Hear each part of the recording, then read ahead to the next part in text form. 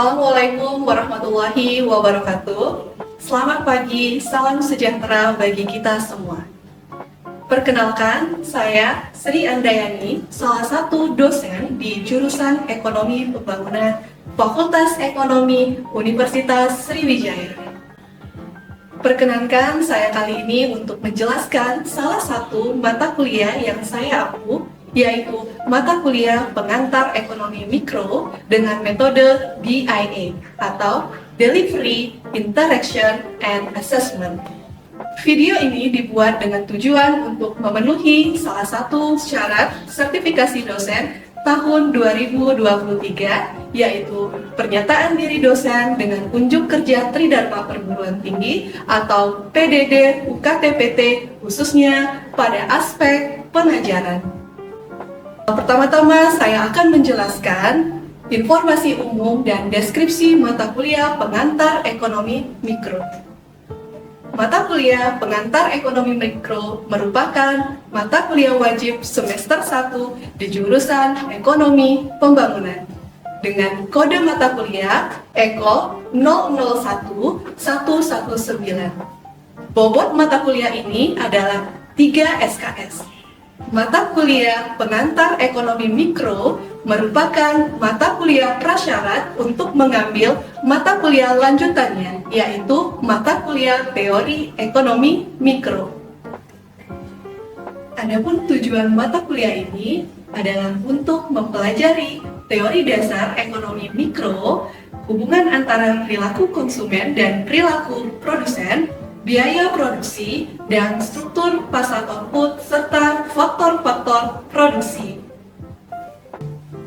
Adapun capaian pembelajaran mata kuliah atau CPNK pengantar ekonomi mikro terdiri dari 1.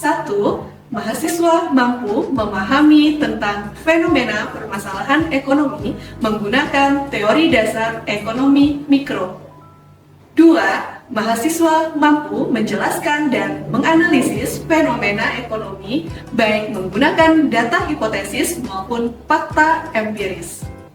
3. Mahasiswa memiliki sikap kritis dan analitis dalam memecahkan masalah ekonomi dengan menggunakan teori dasar ekonomi mikro.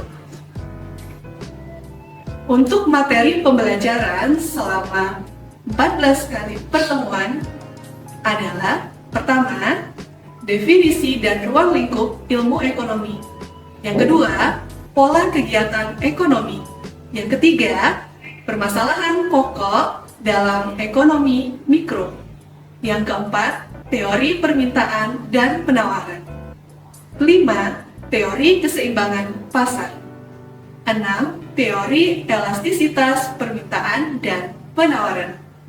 7. Perilaku konsumen, teori utility, pendekatan kardinal dan ordinal.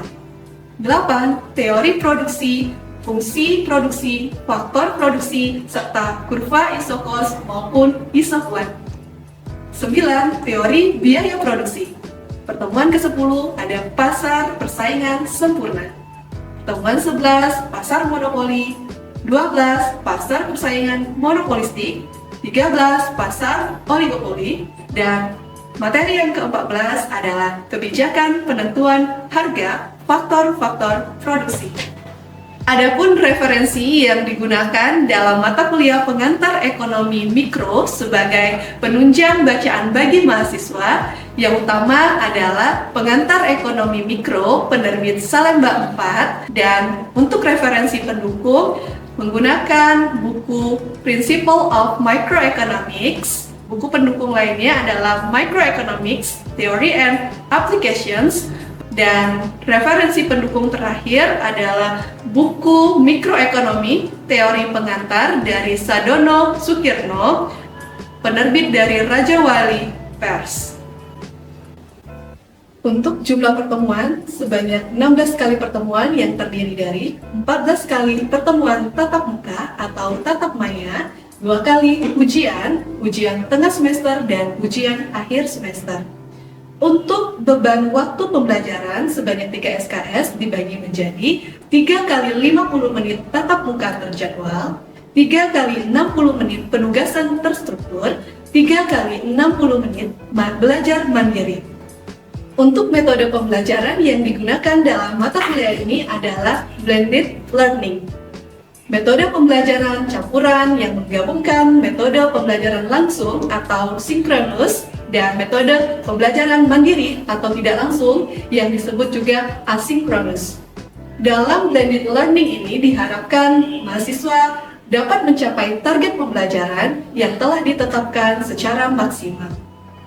Adapun blended learning mempunyai 3 komponen yang terdiri dari online learning melalui Zoom meeting, pembelajaran tatap muka, dan belajar mandiri. Selanjutnya, metode pengajaran terdiri dari 1. Ceramah, 2. Studi kasus atau case study, yang ketiga, diskusi, dan yang keempat, tanya jawab. Untuk sistem penilaian pada mata kuliah pengantar ekonomi mikro terdiri dari 4 komponen. Masing-masing bobot adalah 30% ujian tengah semester, 30% studi kasus atau tugas, 10% kuis, 30% ujian akhir semester. Terakhir, berikut saya tampilkan rekaman video pembelajaran mata kuliah pengantar ekonomi mikro. Selamat menyaksikan. Assalamualaikum warahmatullahi wabarakatuh. Waalaikumsalam warahmatullahi wabarakatuh. Selamat pagi semuanya. Nah, hari ini kita akan melanjutkan materi perkuliahan kita minggu lalu ya. Ada yang masih ingat nggak materi minggu lalu? Mungkin ada yang mau review materi kita minggu lalu? Silakan. Review minggu lalu yaitu di bab 3 tentang masalah ekonomi, terus kurva batas kemungkinan produksi sama sistem-sistem perekonomian. Thank you ya, Galeh ya. Nah, hari ini kita akan masuk ke materi baru. Nah, hari ini kita akan bahas terkait dengan permintaan. Oke, permintaan, teori permintaan. Mungkin adik-adik ada yang tahu permintaan itu apa? Menurut kamu permintaan itu apa? Permintaan itu barang yang diinginkan oleh konsumen. Oke. Ada lagi yang mau jawab apa itu permintaan? Saya Bu. Boleh, silakan. Jadi permintaan itu adalah suatu kesanggupan pembeli untuk membeli jumlah barang tertentu dan harga tertentu. Oke, jadi benar ya jawaban dari Juan dan Nanda tadi yang berkaitan dengan permintaan itu apa. Jadi permintaan itu adalah keinginan ya atau kemauan dan kemampuan untuk membeli suatu barang. Jadi kalau kita bicara terkait dengan permintaan, artinya jumlah barang yang diminta oleh konsumen. Berapa banyak sih konsumen itu sanggup untuk membeli barang maupun jasa. Nah, itu yang dimaksud dengan permintaan. Kurva permintaan itu berslope negatif, di mana semakin tinggi harga barang, maka jumlah barang yang diminta semakin turun atau semakin berkurang. Nah, kita coba gambarkan ya berkaitan dengan kurva permintaan. Tadi produknya itu adalah burger, ya. Di sini menunjukkan Q, kuantitas burger, yang ini P, price, harga dari burger itu sendiri. Tadi angkanya berapa aja? 5,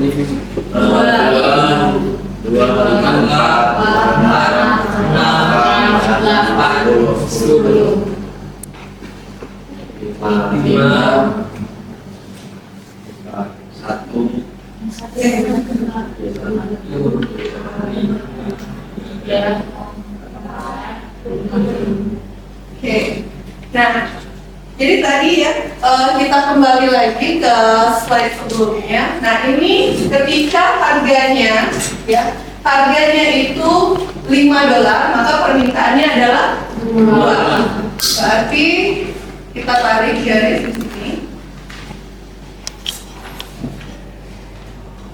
Oke, harganya turun menjadi 4, maka jumlah barang yang diminta naik menjadi 4.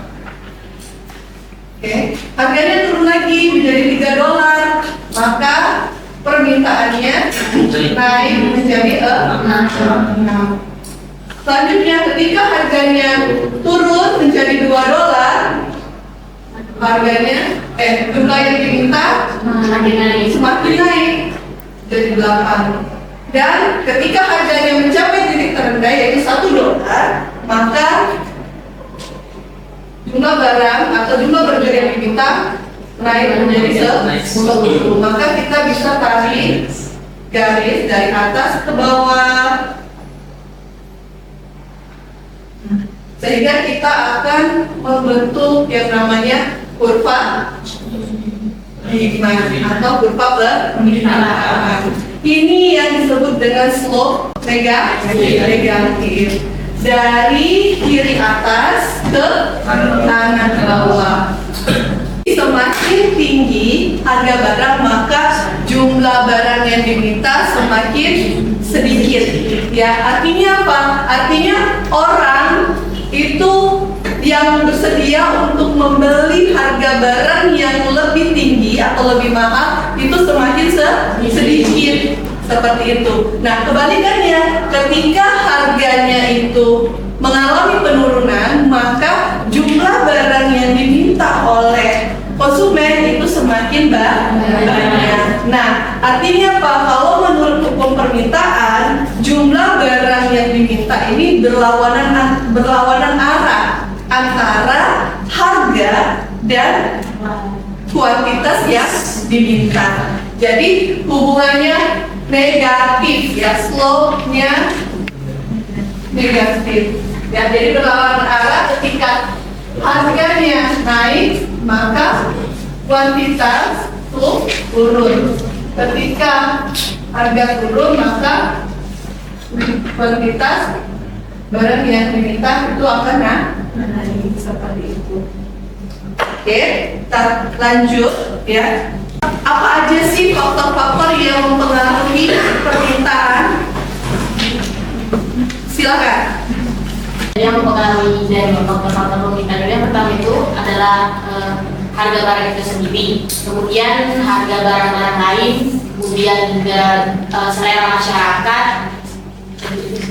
Oke, ada lagi yang mau menambahkan kira-kira faktor apa saja yang mempengaruhi permintaan? Silakan. Mungkin jumlah penduduk sama cara pendistribusian pendapatan masyarakat. Oke, satu lagi ya, apa lagi? Atau ekspektasi. Jadi kalau saya tulis di sini, jadi kita tulis bahwa jumlah barang yang diminta itu disimbolkan dengan QD atau quantity of demand, ya, sama dengan fungsi ya dari apa tadi? Harga barang itu sendiri. Harga barang itu sendiri simbolnya PX, kemudian PY, kemudian Y, ya ada pendapatan ya, kemudian selera ya, selera itu kita simbolkan dengan taste ya atau T, kita ambil huruf depannya taste itu T ya, kemudian populasi ya atau penduduk ya, kemudian ekspektasi. Oke, ada yang kurang? Ada. Apa? Distribusi, corak ya, corak pendapatan ya, kita simbolkan dengan ini aja. Oke. Ketika harga barang itu mengalami kenaikan, maka jumlah barang yang diminta akan turun. Oke, di sini berarti hubungannya negatif. Sekarang PY. PY ini harga barang Y. Nah, dalam menjelaskan harga barang Y, itu kita ada jenis barangnya, yaitu barang substitusi dan barang komplementer. Ada yang tahu nggak apa itu barang substitusi, apa itu barang komplementer? Komplementer itu barang yang saling melengkapi, seperti gula dan teh. Oke, kalau barang substitusi itu apa? Silakan. Barang substitusi adalah barang pengganti. Barang pengganti adalah barang yang dapat menggantikan oleh barang lain jika diperoleh dari harga dan kegunaan. Oke, ya. Kenapa mau nambahin? Kalau mau nambahin silakan. Oke, kita lanjut ya. Jadi tadi jawaban teman kalian, jawaban Raffi dan jawaban Juan itu sudah benar ya. Jadi untuk barang substitusi adalah barang yang dapat digantikan kegunaannya ya. Jadi contohnya barang substitusi itu contohnya apa? Sendal dan sepatu ya. Nah, sedangkan barang komplementer itu barang pelengkap. Jadi kalau ada satu barang itu harus dilengkapi dengan barang lainnya supaya menjadi sempurna kegunaan dari barang tersebut ya. Jadi untuk barang substitusi ya, katakanlah tadi sepatu dan sandal. Nah, ketika harga barang lain ya, katakanlah barang X-nya itu adalah sepatu, maka barang Y-nya adalah sendal. Nah, jadi di sini posisinya ya, P harga barang Y itu naik. Nah, apa yang terjadi dengan jumlah barang X? Ya, tadi sudah kita contohkan bahwa Y itu adalah sendal. Jadi ini sendal. Ini sepatu. Oke. Nah, ketika harga sendal itu naik, maka bagaimana dengan permintaan sepatu? Meningkat. Nah, ya. Jadi konsumennya atau yang mau beli sendal itu menjadi berkurang. Dengan asumsi adalah ceteris paribus. Apa itu? Jadi ketika harga barang Y itu mengalami peningkatan, kita menganggap bahwa faktor lain yang mempengaruhi permintaan itu tetap tidak berubah. Maka ketika harga barang Y naik, jumlah barang yang diminta menjadi naik dengan asumsi ceteris paribus. Gimana dengan barang komplementer? Karena dia barang lengkap kan, ketika PY turun ya, ini PY ini kopi ya, harga kopi turun, maka permintaan gula silakan ya.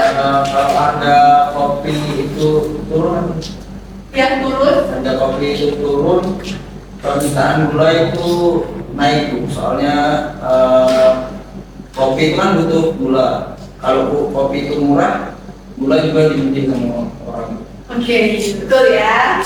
Jadi ketika harga kopi itu mengalami penurunan, maka jumlah gula yang diminta oleh konsumen itu semakin banyak. Karena apa? Karena yang tadinya sehari kopinya 1 cangkir, harga kopi murah, jadi misalnya 2 cangkir, jadi 3 cangkir, otomatis gula yang dibutuhkan jadi lebih banyak.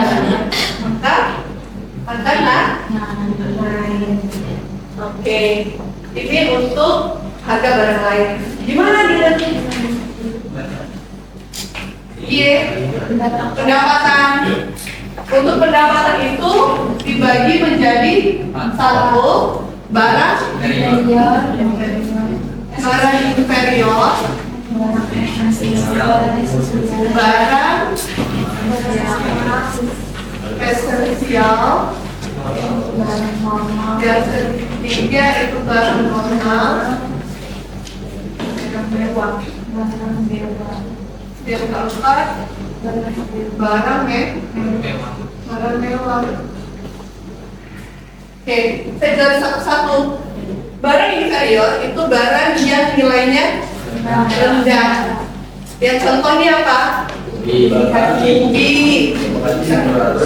Ya, untuk menggantikan beras itu ubi itu dinilai rendah, ya, nilainya rendah. Nah, untuk barang inferior, ketika pendapatan naik, ingat ya, pendapatan naik dengan asumsi faktor-faktor lain itu tetap, maka jumlah barang yang diminta period akan berkurang. Good, ya. Barang esensial, apa itu barang esensial? Barang pokok, barang kebutuhan hari-hari ya. Misalnya beras, minyak, terigu, ya. Nah, itu merupakan barang esensial. Ketika pendapatan kita naik, maka jumlah barang yang kita butuhkan untuk barang esensial ini seperti apa?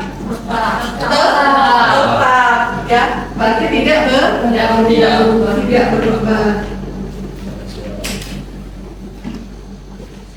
Barang normal. Yang ketiga itu adalah barang normal.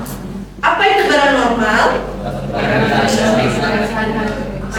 Barang yang digunakan untuk sehari-hari. Contohnya, misalnya baju, sepatu, ya, kemudian jilbab, itu masuk ke barang yang normal. Nah, ketika ya pendapatan konsumen itu naik, ya, maka jumlah barang yang diminta untuk jenis barang-barang normal itu akan naik, ya, meningkat. Berarti hubungannya positif, ya, positif, ya. Berarti kalau yang ini dia jadi turun, yang ini jadi naik. Oke, terakhir itu adalah barang mewah. Gimana barang mewah? Barang mewah itu barang yang kalau kita sudah bisa memenuhi kebutuhan kita sehari-hari, kemudian kebutuhan pokok, esensial lainnya, kita punya uang lebih, nah kita bisa membeli untuk barang yang sifatnya mewah, misalnya perhiasan, mobil, apalagi rumah, ya. Tadi ya, jadi ketika pendapatan kita meningkat, artinya kita sudah bisa memenuhi kebutuhan dasar kita, ya, sandang, pangan, papan, dan tinggal sisanya kita beli untuk barang mewah. Maka jumlah permintaan untuk barang mewah akan meningkat. Jadi hubungannya positif. Oke. Sampai sini ada yang mau bertanya atau ada yang ingin ditanyakan? Sudah jelas? Oke. Selanjutnya kita masuk ke pokok bahasan yang terakhir. Dalam case kurva permintaan itu ada yang namanya gerakan sepanjang kurva permintaan. Untuk gerakan, ya, gerakan ini gerakan kurva permintaan. Gerakan kurva permintaan yang ini dia terjadi ketika harga naik maupun harga turun. Ketika harga turun maka dia bergerak. Misalnya titik awalnya di F, ya, harganya turun, maka dia akan bergerak menuju S, titik S. Harganya turun lagi menjadi 1, maka akan bergerak ke titik D. Nah, sebaliknya ketika terjadi kenaikan harga, semula kita berada di titik R, ya, di titik R ini, maka akan bergerak menuju titik T kalau harganya naik. Harganya naik lagi dari $3 menjadi $4, ya. Kemudian dari $4 menjadi $5, maka akan bergerak terus ke atas dari T menuju D, ya, ke titik D. Nah, ini yang namanya gerakan sepanjang kurva. Sekarang yang poin D. Yang poin D ini perubahan kurva permintaan.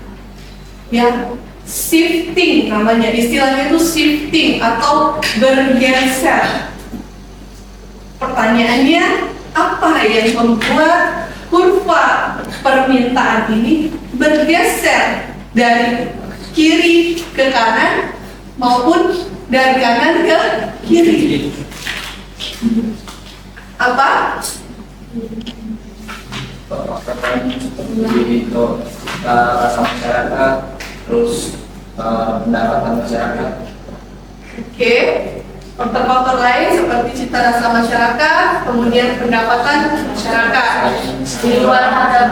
Di luar harga barang itu sendiri, ya betul ya. Jadi perubahan kurva permintaan dia bisa bergeser dari kiri, ya dari sini, dari kiri. Ini awalnya kita ada di titik A, di titik A ini.